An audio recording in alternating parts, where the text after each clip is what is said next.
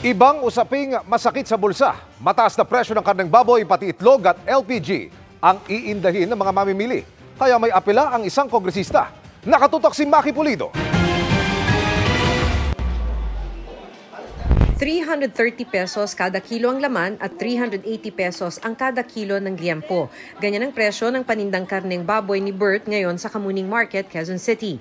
Pagpasok pa lang daw kasi ng 2024, nagmahal na rin ang kuha nila sa supplier. Pagpasok ng January, halos 35 pesos na simula ng January. Padala 2 piso. Ngayon, naabot ng +5, +10.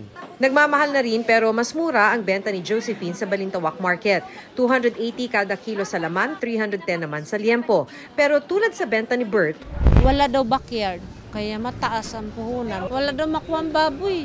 sa price monitoring ng Agriculture Department hanggang kahapon January 31, 270 hanggang 350 pesos ang kasim, habang mahigit 300 hanggang mahigit 400 pesos ang kada kilo ng liempo. Sabi ni Agricultural Sector Alliance of the Philippines Party List Representative Nicanor Briones, 180 to 190 pesos kada kilo ang average farm gate price ngayon, plus 120 lang sa kada kilo ng laman, kaya dapat nasa 310 per kilo ito sa retail, sa choice cuts plus 150, kaya di dapat hihigit sa 370 ang kada kilo.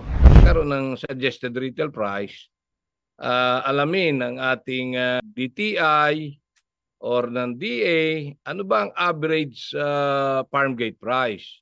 And then more or less, doon maglalaro yung presyo. Ang kada piraso ng itlog tumataas din daw sa retail kahit mababa ang farm gate price. Ang farm gate price ng small halimbawa nasa 4 pesos pero ibinebenta ng 7.50 kada piraso. Kahit na bago pa raw magpasko ay nagsimula ng bumaba ang farm gate price, nagtaas pa ng 50 cents ang benta dito sa Kamuning Market.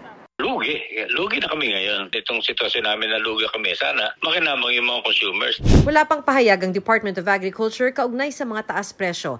Samantala, simula ngayong unang araw ng Pebrero, pati LPG nagtaas ng 95 centavos per kilo.